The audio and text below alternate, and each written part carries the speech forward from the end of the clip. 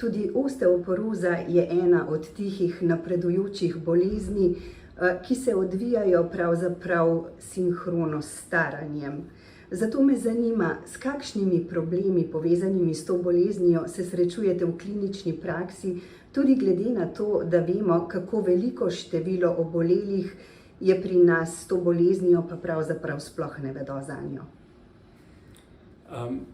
Jaz kot travmatolog se v klinični praksi srečujem praktično nekako ob tistem tako imenovanem prvem stiku s temi pacienti. V bistvu pogosto pacienti ne vedo za svojo diagnozo, še dokler se ne poškodujejo.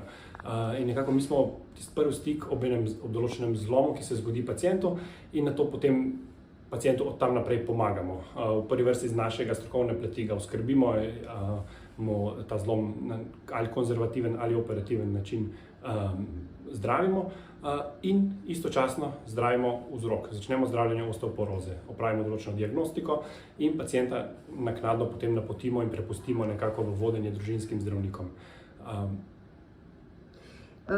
Pa vendarle, zagotovo veste tudi to, kako dobro bi bilo za številne odrasle, zlasti po 50. letu starosti, da bi dovolj zgodaj izvedeli za težavo, da bi bilo veliko manj travmatskih in travmatoloških situacij, ki se včasih končajo zelo slabo. Kaj svetujete ljudem?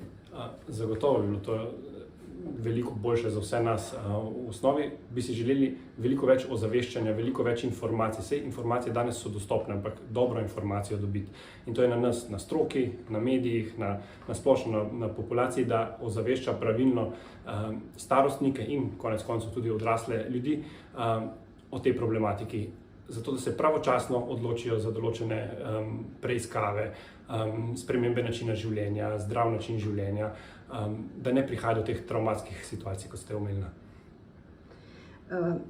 Menda ste v splošni bolnišnici v Izoli pripravili prav posebno gradivo, ki je tudi v pomoč obolelim, najverjetneje seveda tudi njihovim svojcem. Nam lahko zaupate nekaj več o tem? V našem društvu travmatologov smo v bistvu pripravili eno tako poljudno znanstveno zloženko, kjer na nek način podamo določene strokovne informacije in jih prepletemo z eno zgodbo z našega lokalnega okolja, s tako imenovano našo nono Marijo, da še bolj tematiko približamo pacientom in njihovim svojcem. Je pa ta zloženka usmerjena predvsem v ta hospitalni del obravnave, in to so pretežno pacienti z osteoporoznim zlomom kolka. Vemo pa, da breme osteoporoze nosijo tudi drugi zlomi, ki jih v tem naši zloženki ne zajamemo, ampak to je en del začetka te zgodbe. Po nekaterih podatkih naj bi se zelo veliko število zlomov kolka zaradi osteoporoze že v dobrem letu dni končalo pravzaprav usodno. Je res tako v praksi?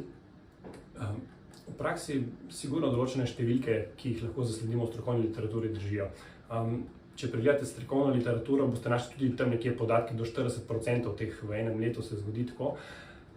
Realno je slika nižja, zagotovo, kot ta številka. Jaz bi rekel, da slovenska številka je nekje med 10 do 20%. Pravih številk nimam, ne me tukaj za besedo. Nažalost je tako, da tudi jaz kot travmatolog nimam toliko vpogleda, koliko teh pacientov se res slabo konča čez leto, 2 leti in tako naprej, ker mi nekje paciente določene sledimo dlje časa, določene pa tam nekje do 1 leta približno. Potem to sledenje nekako bolj prevzamejo družinski zdravniki, drugi specialisti in mi potem samega občutka nimamo več tega stika s temi pacienti po določenem obdobju. Nekatere momente pa kot travmatolog najizraziteje opozarjate pri problemu osteoporoze. Kaj je ključnega pomena, na kaj naj bodo ljudje pozorni, kako naj odreagirajo, kdaj naj se morda odločijo za prvo, čeprav samoplačniško preiskavo kostne gostote.